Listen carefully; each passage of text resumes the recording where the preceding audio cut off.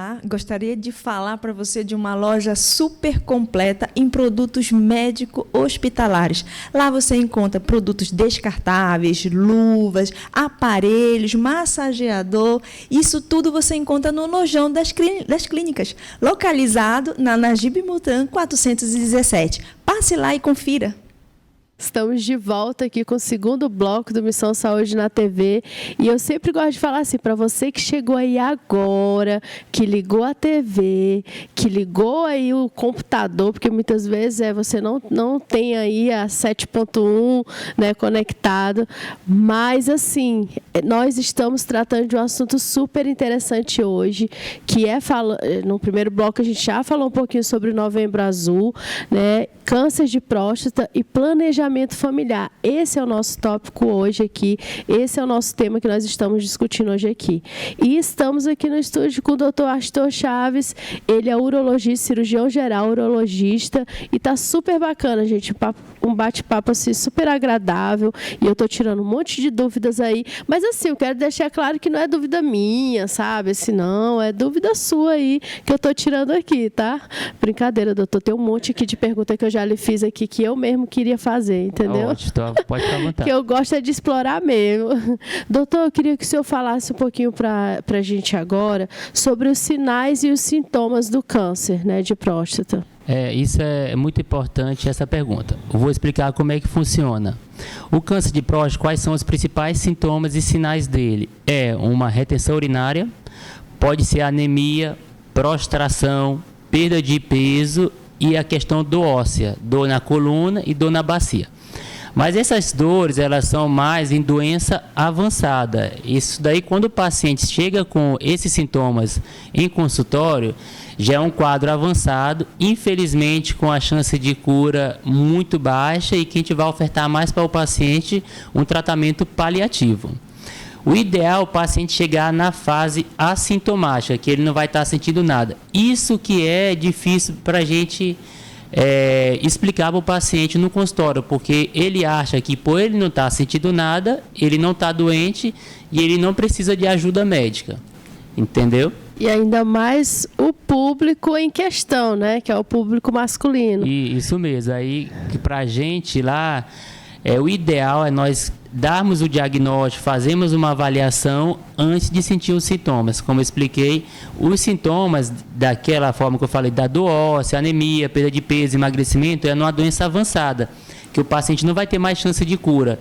Ele vai ter um tratamento paliativo, que a maioria das vezes vai ser a base de bloqueadores hormonais, que terão os inconvenientes do paciente ficar com disfunção erétil, diminuição da libido, essas coisas. Então, nós temos que tratar o paciente antes de chegar nessa forma grave.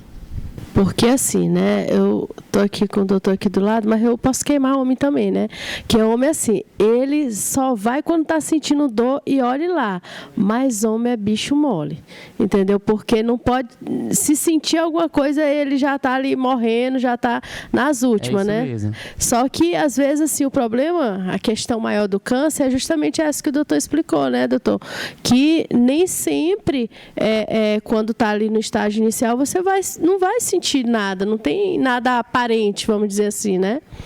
Isso, que como eu estava explicando, o câncer de próstata, ele é um câncer que ele fica mais na periferia da próstata, que é na parte mais externa. Então, os sintomas que inicialmente, que são sintomas urinários, eles demoram a aparecer.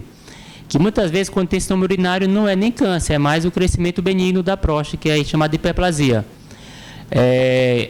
Por isso que o paciente, a maioria das vezes, ele não tem nenhum sintoma. Quando ele vai ter esse câncer, já cresceu tanto na periferia, já se espalhou pelo corpo e não tem mais chance de cura. Existe, assim, uma idade ouro, vamos dizer assim, um padrão para que esses homens estejam procurando tratamento, ou procurando assim, porque, como o senhor já falou desde o início assim, aqui, né? A prevenção, o diagnóstico precoce e tudo. Mas existe uma idade específica, doutor? Assim, a Sociedade Brasileira de Urologia, ela divide os pacientes em dois grupos. No grupo de fatores de risco e o grupo sem fator de risco.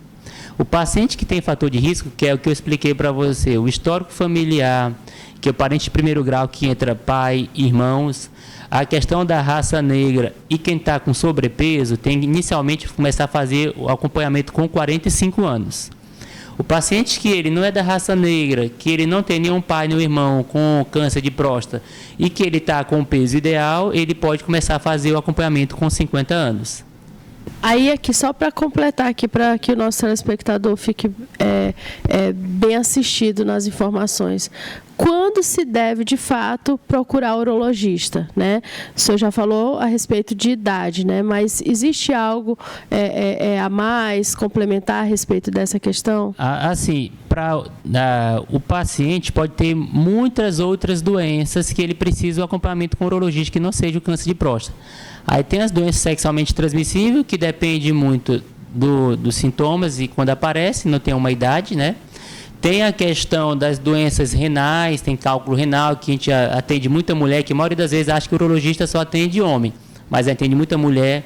Tem as neoplasias de bexiga e tem as neoplasias também de rim. Tem a hiperplasia benigna da próstata, que ela começa um pouco mais cedo, a partir dos 40 anos.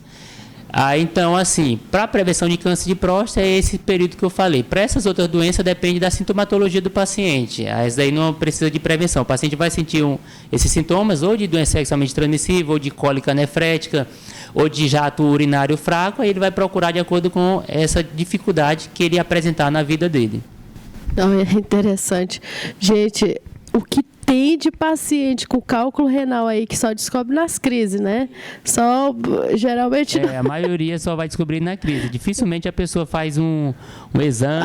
Eu vou fazer porque eu tô bem, né? Não, é difícil. Aí ou descobre durante uma crise ou tem uma outra dor de uma otorite, vai fazer uma ultrassom e mostra lá um cálculo bem grande no rim. É verdade, não, e assim, é terrível. Quem já teve, eu posso falar, sabe, porque eu já tive, é horrível, assim, o pessoal fala muito assim, mas como eu já tive filho, né, eu sei, para homem é igual dor de parto, né? Eles comparam muito, tá? Isso aí deve ser, uns dizem que é pior do que a dor de parto. Verdade, mas dói muito mesmo. Doutor, como é feito o diagnóstico? Só para o nosso telespectador também ficar bem informado. Assim, quando o paciente me procura no consultório, a gente vai ter uma avaliação, uma conversa para coletar uma história clínica. Depois da conversa, o paciente conta os sintomas, se tem ou não, a gente pergunta sobre as comorbidades associadas, se tem alguma. Vamos para o exame físico. O exame físico a gente faz o exame digital da próstata, que aí o que a gente avalia? Presença de nódulo ou não, ou a consistência da próstata, que ela pode ter uma consistência mais fibroelástica, que é da pontinha aqui da mão, ou a consistênciazinha dura, que é a pontinha do nariz. Se ele não tiver uma alteração de nódulo ou de consistência mais dura, nós pedimos o exame de sangue, que é o PSA.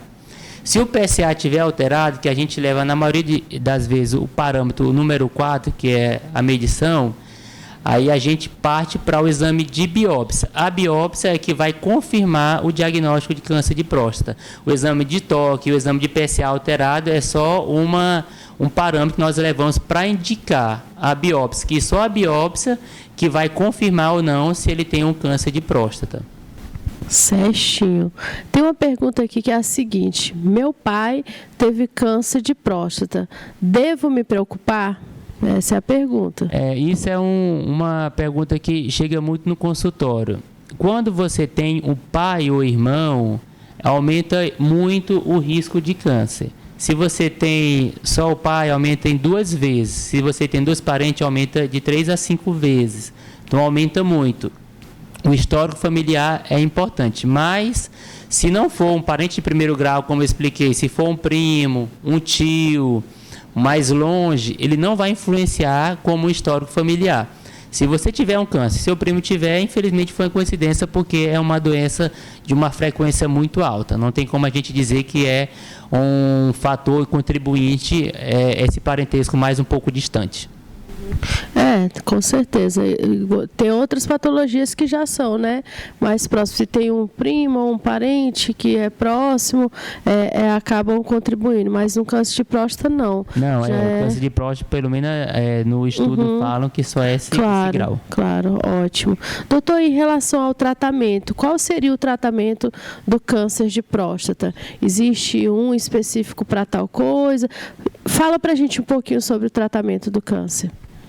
Assim, o câncer de próstata ele tem várias formas de apresentação. O tratamento gira em torno, basicamente, de 3 polos, que é o tratamento de cirurgia, que é a prostatectomia, o tratamento de radioterapia ou o tratamento com medicamentos.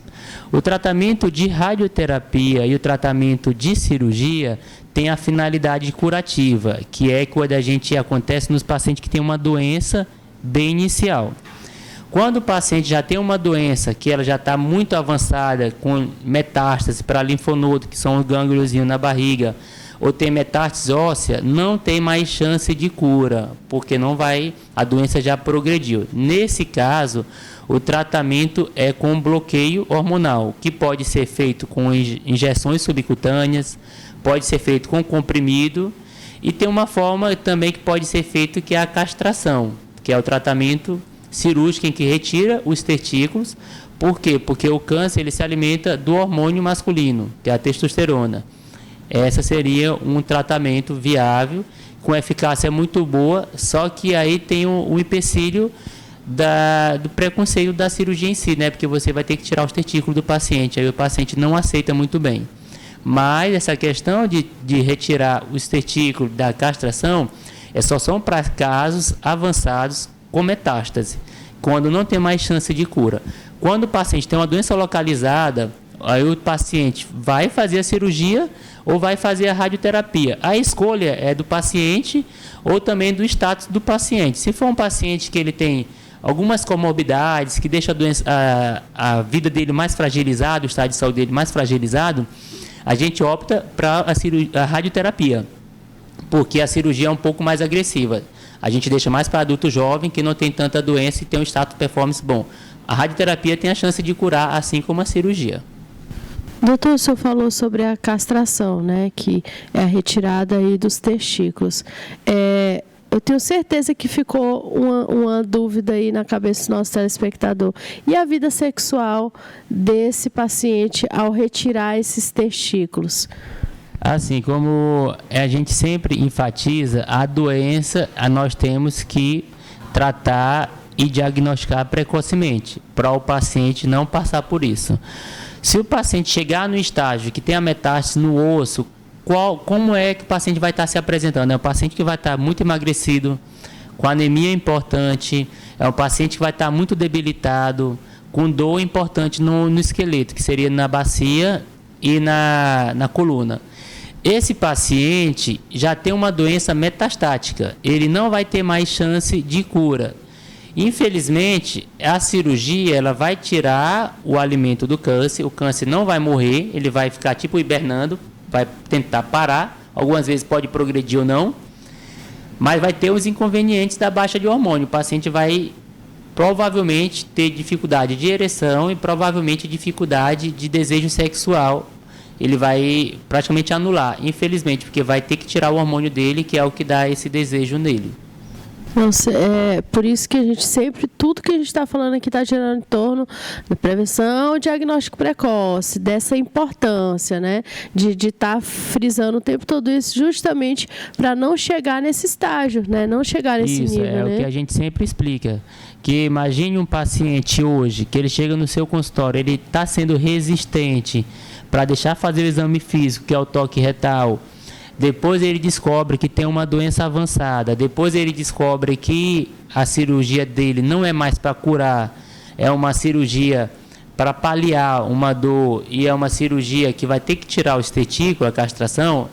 É muito mais difícil ele aceitar, entendeu? Por isso que a gente explica para ir numa forma cedo. Se o paciente diagnosticar a doença no estágio inicial, ele vai ter uma chance de cura com tratamento local, que pode ser a radioterapia ou pode ser a cirurgia, sem nenhum desses inconvenientes da parte sexual. O senhor acredita que ainda tem muitas pessoas que não conseguem ter as informações, por exemplo, algumas que nós já falamos aqui e da importância, assim, no mundo globalizado que a gente vive hoje, de internet, de tudo, ainda chegam, assim, pessoas, assim, que, não, eu não sabia disso, eu não tinha ideia que isso poderia acontecer. Ainda chega esse tipo de situação, assim, doutor? O que eu vejo hoje ainda, os pacientes que estão descobrindo uma doença avançada, que tem essa possibilidade de ter que fazer a castração, é mais pacientes idosos, que aquele paciente está com 70, 80 anos, é um paciente que mora na zona rural, é um paciente que ele tem um acesso a uma cultura globalizada menor, aí ele não teve tanta informação. Infelizmente é esses que estão sofrendo. Os outros pacientes que chegam mais jovens já têm a informação. Esse paciente que está na zona rural, muitas vezes, ele só vai procurar ajuda quando um vizinho, um parente de outra cidade, pode ser até do Maranhão, que vai, meu parente do Maranhão morreu de câncer de próstata, estou com medo de morrer também. Aí ele procura ajuda. Nesse sentido aí é o que está acontecendo. Os outros, graças a Deus, estão indo cada vez mais cedo e essa cirurgia de castração está sendo feita a cada menos vezes, por conta dessa procura mais precoce, um diagnóstico e um tratamento mais cedo. Então, isso quer dizer o quê? Que o nosso programa, que o Novembro Azul, que todas as orientações que são realizadas, palestras que são feitas, está aí tendo um resultado. E, com certeza, um resultado positivo aí para toda a população. Gente, nós já estamos encerrando o segundo bloco do Missão Saúde na TV. Não saia daí que já a gente volta rapidinho, viu? Fiquem ligadinhos aí no programa. Hoje eu quero falar para vocês da MAB Vida Assistência Médica. Lá você encontra vários tipos de exames especializados também, viu? E consultas com especialistas. Então, dá uma passadinha lá na VP 8, folha 26, MAB Vida Assistência Médica.